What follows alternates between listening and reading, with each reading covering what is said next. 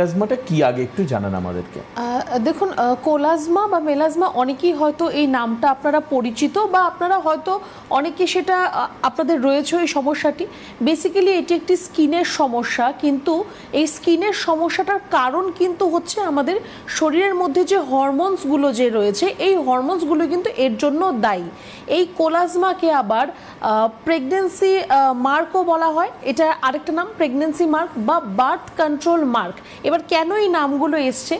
Most of the pregnant women, মানে 90% pregnant ওমেনের মধ্যে কিন্তু এই কোলাজমার সমস্যা দেখা যায় ডিউরিং প্রেগনেন্সি, তারপর কিন্তু আস্তে আস্তে আবার ঠিক হয়ে যায়। এটা আপনার আফটার 30 বা 40 ইয়ার্স যে বয়স রয়েছে, এই সময় মহিলাদের ক্ষেত্রে দেখা যায়। আপনার ফেসের মধ্যে, মানে স্পেশালি আপনার মুখের মধ্যে এটা দেখা যাবে।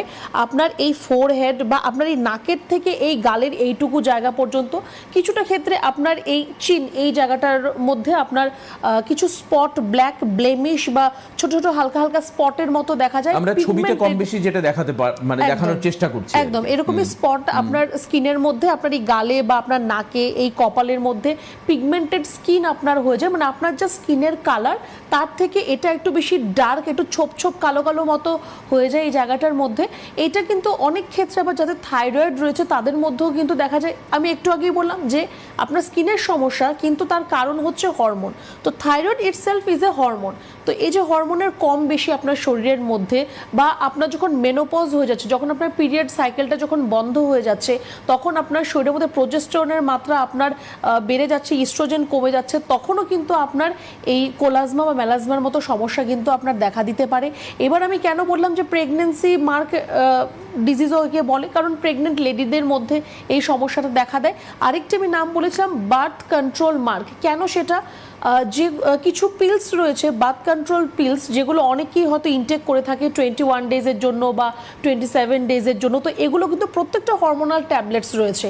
আপনি 21 ডেজ মেডিসিনটা আপনি খাবেন, তারপর বন্ধ রাখবেন, আপনার পিরিয়ডসটা হবে, তারপর আবার আপনি খাবেন। তো প্রত্যেকটা এই যে মেডিসিনগুলো আপনার আছে, এটা কিন্তু আপনার একটা হরমোনাল মেডিসিন। বাইরে থেকে হরমোন আপনাকে দেওয়া হচ্ছে, কারণ আপনার বডি নিজে থেকে সেই হরমোনটা প্রডিউস করতে পারছে না, বা তার যেখানে গিয়ে কাজ করার সেখানেও কাজটা করতে পারছে না।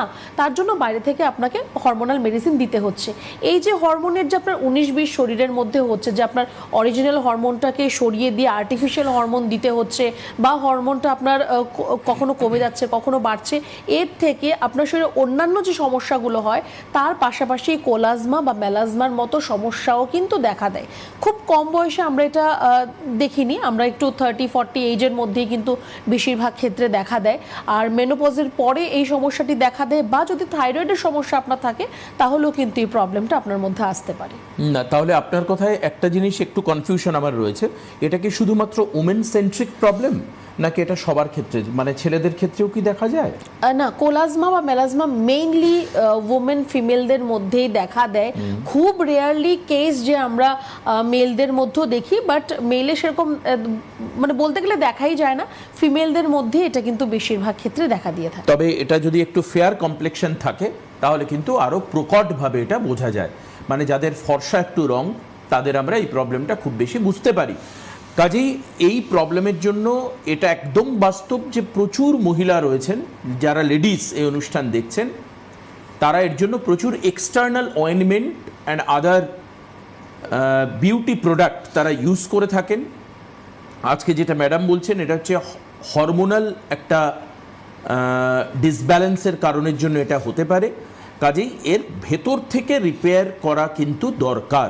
আমি যেটা প্রথম বলছিলাম যে বাহ্যিক পরিচর্যা আপনারা করতে পারেন, করবেন, কিন্তু পাশাপাশি অভ্যন্তরীণ ভেতরের ইন্টারনাল যে প্রবলেমগুলো, সেটাকেও রিপেয়ার করা দরকার। এবং বেশ কিছু পিলের কথা বললেন ম্যাডাম, যারা এই পিলগুলোকে ইউজ করেন তাদেরকেও হয়তোবা কন্ট্রোল করতে হবে সেটাকে ব্যবহার করা। কতটা কি করবেন আমরা জানবো, সেটাও ম্যাডামের থেকেই আমরা জানবো, এবং এর চিকিৎসা কী রয়েছে সেটাও জানবো। কিন্তু পাশাপাশি আমরা ফোন নেব, ফোনও রয়েছে একজনের, ফোনটা নিয়ে নিই। কে বলছেন?